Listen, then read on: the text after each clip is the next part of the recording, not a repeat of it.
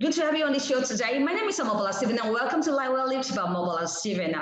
So today, I want us to focus on the women. We want to talk about the all products and entrepreneurship with women right now. What women are doing incredible in the entrepreneurship world.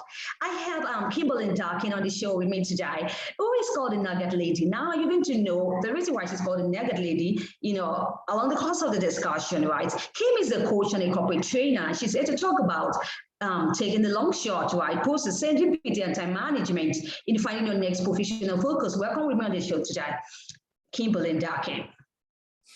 Oh, thank you so much, Amabola. I'm very happy to be here. Happy to be here. So last year, when everything shut down because of COVID, I found that about 80 to 90% of my facilitation and training work just evaporated. I was certainly not alone in this experience, but I thought for the first time in my professional life, what I have is an expanse of time suddenly, right? So I took a class. That was put together for women to develop online products. As most people know, women are not encouraged to go into tech. And once they do get into tech, they struggle. So there's a college in my state here in the US with an entrepreneur development department. And one of the instructors was noticing that there were no women in his class. And the ones who were in the class eventually dropped out or just sort of endured the class very silently. So he was curious about how to engage women in particular in creating an online product. So he partnered with a nonprofit organization, sort of like a non-governmental organization for more international audiences. And the whole focus of this class was to get women to create an online product. Now, being a female is not the only barrier for some of us. Being of a certain generation that wasn't born into technology was also a real hurdle for at least 3 of us in the class. I'm 64, and I was not burped out of the womb knowing how to do tech. It's never been my native language by any means. So I was both intrigued and pretty intimidated by the notion, but I felt like I may as well, because it looks like I'm not going to be able to work for some time. So how can I best use this span of time?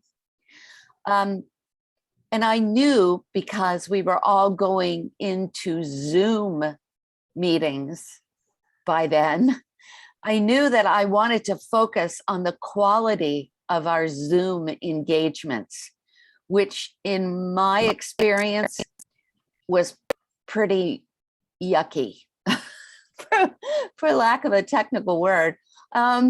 People were not engaged particularly. There was a lot of distraction going on. And when I was starting to facilitate some online meetings, there were all kinds of challenges involved. So I knew that I wanted to focus on this area, but I didn't exactly know what aspect of that I wanted to focus on. I came, in fact, to the end of that class, and I had not identified much of anything in terms of a problem. But what I did come to understand was that that's really a key first step, is really spending the time focusing, narrowing, and identifying the problem you want to solve, which it turns out I eventually did.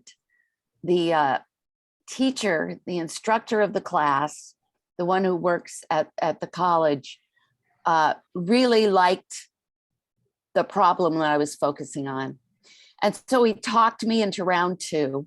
I didn't want to take round 2, but he talked me into round 2. So I said yes. And we dug into what is one problem in online meetings that we can solve.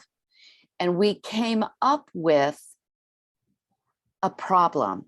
When we have, I noticed when I was in my online meetings that if I have to take notes, and I love my notebooks. I, have a whole pile of notebooks. I love to take notes by hand, but that doesn't mean I could read them afterwards. That doesn't mean that I can make sense of them afterwards. I just can scribble down tidbits because I'm trying to stay engaged in my meeting. So I would try typing them. Same problem. I'm looking at the keyboard. I'm not looking at the faces in front of me. I'm not able to read body language. I'm not able to pick up on the dynamic that's going on interpersonally and reading subtext or any of the truth underneath the words, which in the kinds of meetings I was facilitating was really important.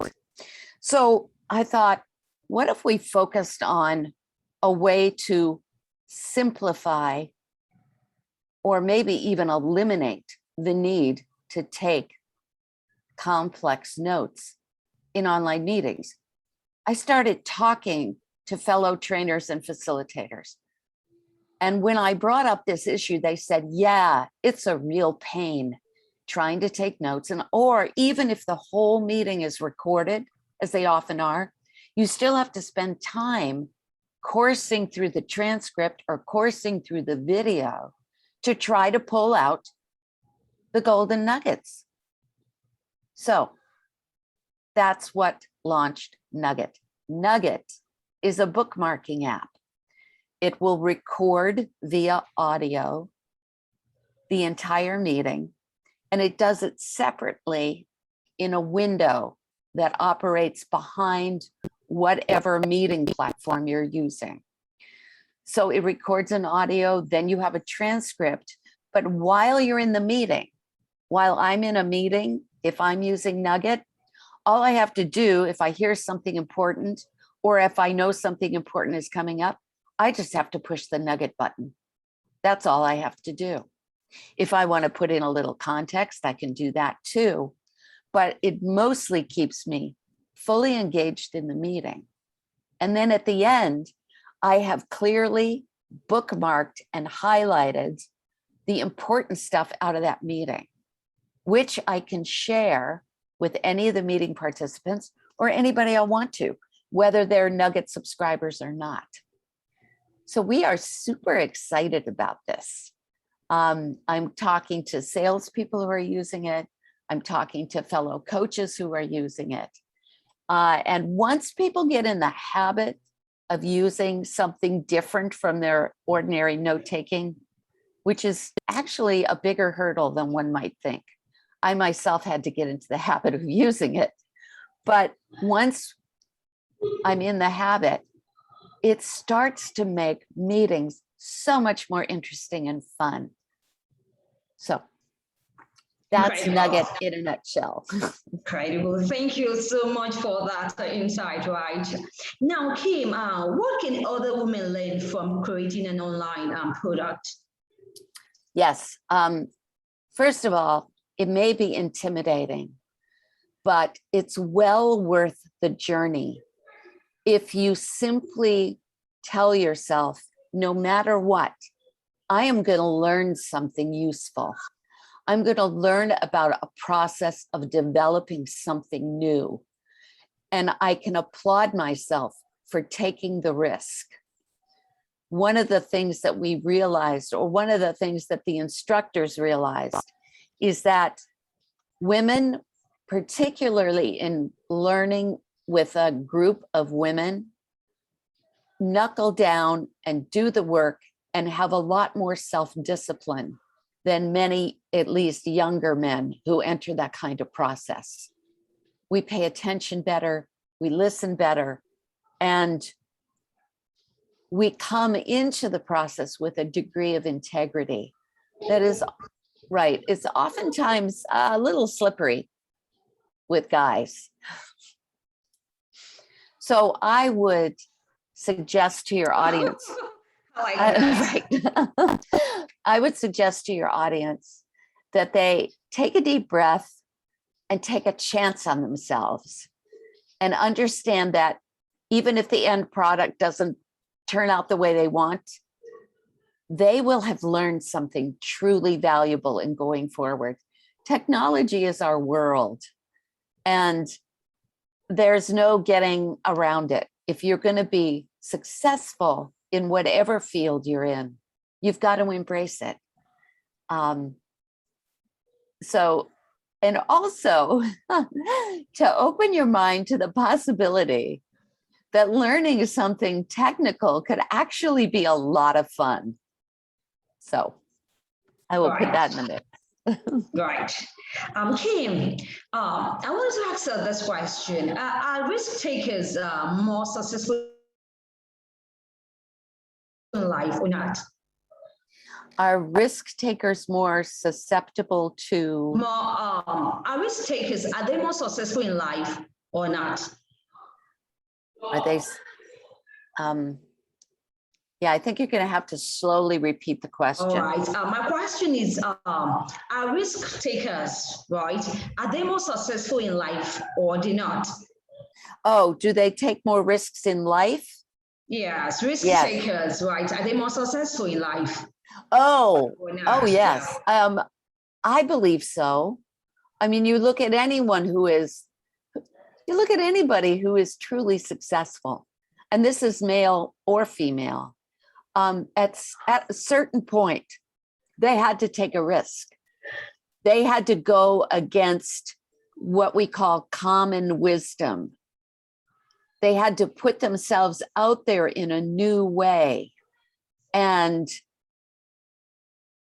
I would say risk takers are really the movers and shakers of the world.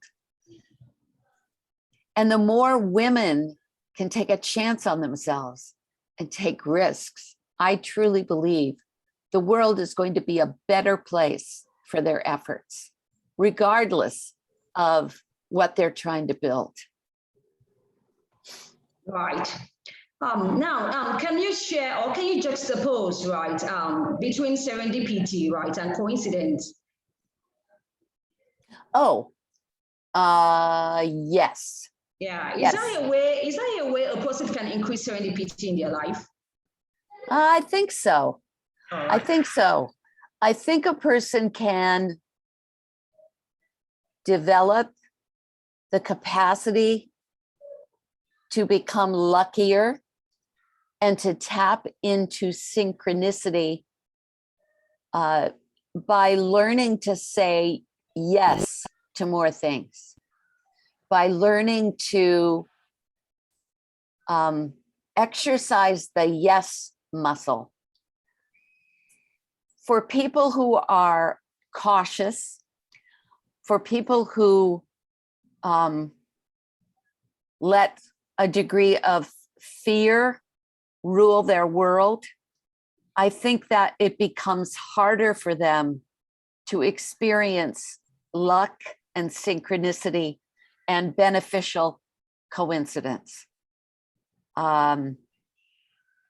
Because number one, they're not looking for it. And number two, they're not particularly open to it. And number three,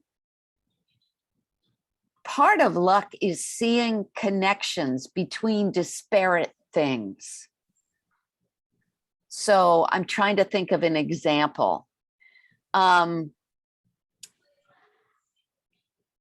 trying to think of an example.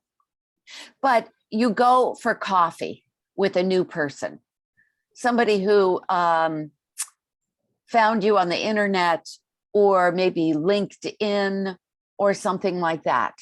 And you look at this person's profile and you think, we don't have anything in common. I don't see any sort of connection between what I do and what this person does.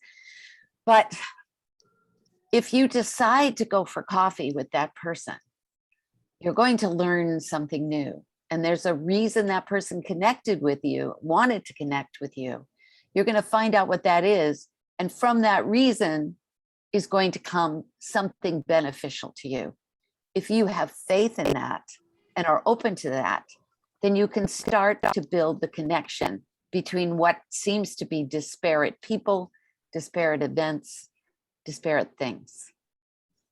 I hope that answers your question. Sure. Thank you for that incredible insight, Kim. Let's talk about time management, right? What are some top tips for managing time effectively, both professionally and also in the home front?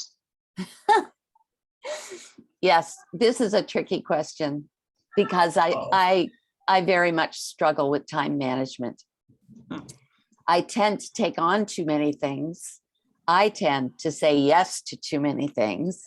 So therefore, my time starts to feel crunched and I get stressed and anxious and things start falling off my screen.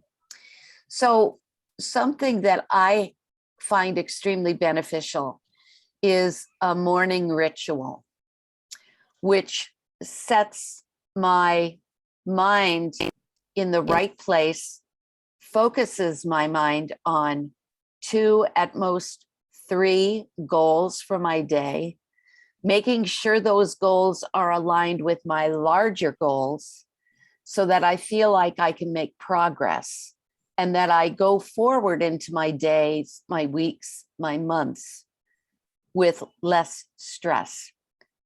Time management, in my experience, is really a function of managing a degree of stress.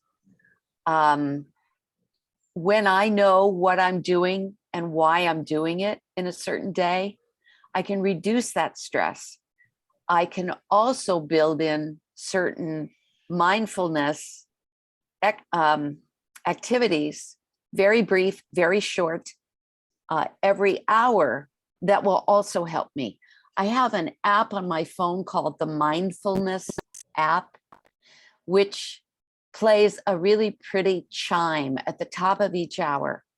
And I am training myself to take 3 deep breaths at the top of every hour. This slows me down a little bit, lets me check in to where I am in my day, allows me the chance to dissociate a bit from what I'm working on, to get a larger picture and a larger view of my progress. The other tool that I would recommend is something called, and this is what I use, but it could come in multiple forms, is some sort of journal / calendar where you can clearly see and reflect on and get in touch with the goals that you are trying to achieve each day and each week. And the one I use is called the Best Self, the Self Journal from the Best Self Company. Awesome. Thank you once again, Kim. Very welcome. Life is a process, right? Not a thing. You like to share your thoughts on this? Oh, yes. Life is definitely a process, not a thing. I think some of us, at least, a lot of us, at least in my country, seem to think that life is about acquiring things. We have a culture that largely has been built on successful marketing. So they are marketing all kinds of products to us, whether or not we need them. But some of us grew up in this sort of atmosphere, and I think it's done many people in our country a real disservice. Life is not a collection of things. It is a process, it is a journey, and we're here to learn and grow and discover and experience. Over the holidays, the Christmas holidays, everybody gives each other presents. And for a number of years now, I've gotten my family to not give me presents. I ask for experiences, you know, even small ones, you know, a coupon for a massage, or my daughter would create a coupon that was good for 3 hours of weeding in the garden, you know, just right experiences, not stuff. So, Wow. but yeah, and Right. I love that concept of Ebola. Life is experience. It's not Yes. things. Yeah. Do you know that? Thank you, Kim. Do you know that I had a guest who talked about this also? I had a guest who focused on experience. He said he would rather love experience. He would rather love to live in the present moment and enjoy his bounties, right? Rather than, you know, taking it back to the past or hoping for the future that's yet to come. So, and you're talking about experience once again. So I think that there's something about this experience. I love to experience something too. That's right. That's right. Now, I Yeah. also have to say, just full disclosure, I struggle with some things. I tend to be a real clothes horse. My closet is jam-packed full. And I have gone on a diet for the last 3 months, no purchasing of any clothes. But what I have discovered is the same amount of fun with way less money expended in just putting together outfits with stuff I already have. And it's much more satisfying. Sure. Also, I've also gotten a lot of enjoyment about giving things away, you know, something that I know would look great on one of my friends and seeing it on her, you know, that makes me feel really pleased and happy. Thank you so much, Kim Dakin, right, for your beautiful insight on today's show. Do you have any project in the pipeline? Yes, I am. I'm writing a book.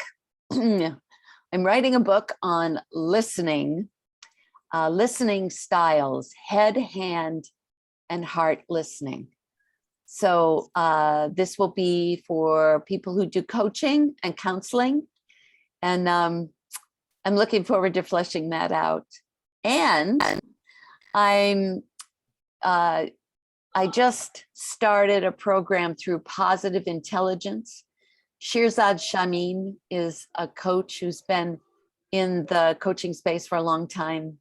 And he has a program for coaches called Positive Intelligence. So I'm going to be certified as a mental fitness coach. And I just launched on that journey recently. Awesome. So yeah. Awesome. Good to know Thank that. you. I wish you best of luck, right? And all your future endeavors, right? Do you have any social media connections? I'm sorry, that got cut up. Do you have any social media connections? Oh, yes. I know you do. Yes. LinkedIn. I'm definitely on LinkedIn. And then people can get a hold of me at yournugget.com, yournugget.com. All right. I'm going to look out for you. Thank you.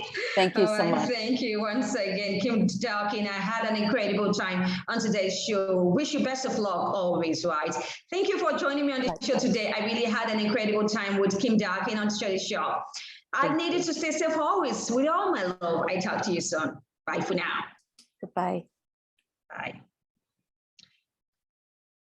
All right.